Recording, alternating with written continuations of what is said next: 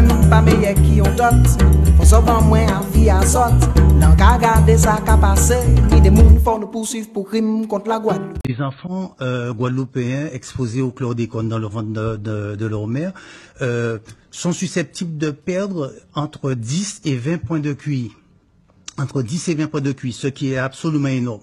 Alors, on va avoir des populations d'enfants, alors, c'est ça. On va avoir une drôle de population d'enfants, c'est ça qui monte, c'est ça qui monte. Puis, il y a par exemple des observations, comme on fait, des infirmières du Sud Basse-Terre, qui montraient que il y a des enfants dans des classes normales, donc maintenant ça leur pose un problème. Ces enfants ne connaissent pas la différence entre en haut, en bas, avant, après, ils peuvent pas distinguer les couleurs, dessus, dessous. Ils savent pas parfois s'ils sont garçons, s'ils sont filles. Bon, donc c'est le profil qu'on a. L'actualité, elle est bien évidemment consacrée au chlordécone. Vous l'avez annoncé ce matin sur RCI. Il y a, c'est ça, un fonds qui va être créé pour les victimes du chlordécone? Oui, c'est important. Et il a dit, et son ministère de la Santé l'a affirmé la semaine dernière à l'Assemblée nationale, qu'elle s'engage dans l'année à créer un fonds d'indemnisation des victimes du chlordécone. C'est important.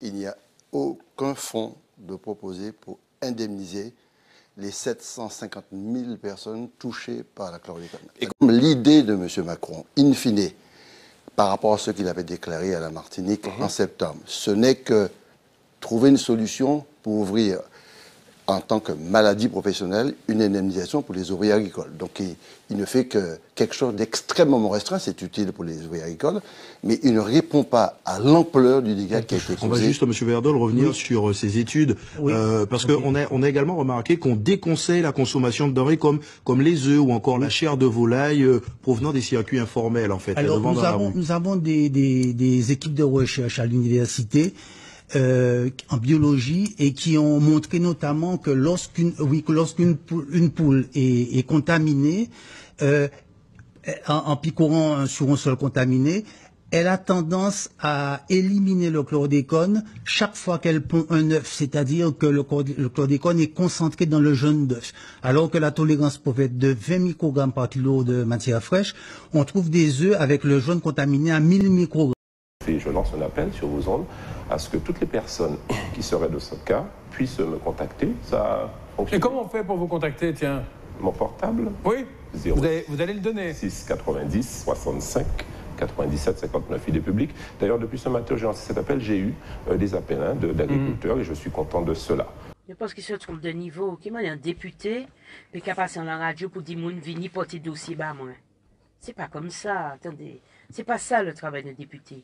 Ni un démarche qui pour mettre quoi en place, et ni des organismes comme la caisse d'assurance maladie, ni des médecins, ni des mouns qui a mettre en place, qui a formalisé en démarche, et puis moi savent que moi quand estime que chlordécone a causé des dégâts les moins, moi quand aller au docteur qui a fait une analyse, etc. Ensuite il y a un dossier qui suivi. Alors un député qui est ouvert en permanence et puis moun ka venu dossier de quoi au fait dossier de quoi? Seul un médecin peut aujourd'hui écrire la déontologie qu'il y a sur la reconnaissance des pathologies liées au chlordécone comme maladie professionnelle. Ça relève du médecin. Quand M. Olivier Serve a dit qu'on peut lui envoyer des dossiers, parce qu'on ne l'avait pas dit, mais il a dit ça aussi, ça me semble très surprenant, mais même dangereux pour lui. Parce qu'on sait que les procédures d'indemnisation, il y a des commissions, il y a des enjeux techniques, il y a des enjeux juridiques, il y a des enjeux scientifiques. On fait quelque chose de crédible, mais pas ça.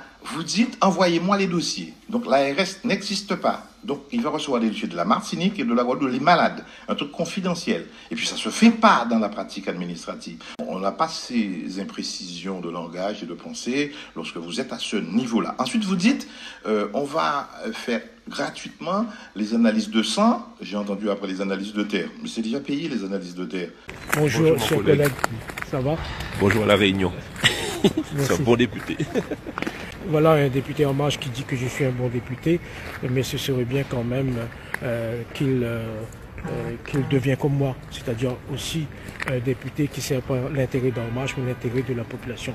Vous voyez, je suis très courtois, je suis très respectueux des hommes et des femmes, mais je ne respecte pas cette politique qui, malheureusement, ne favorise pas l'intérêt du peuple, mais bien l'intérêt d'un système, l'intérêt des plus riches.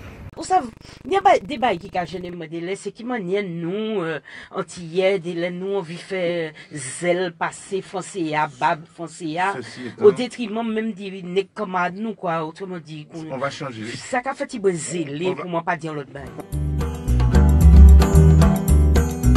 Moi-même pas meilleur qui on dot. Faut savoir moins en vie à sorte. L'en garder ça qu'a passé.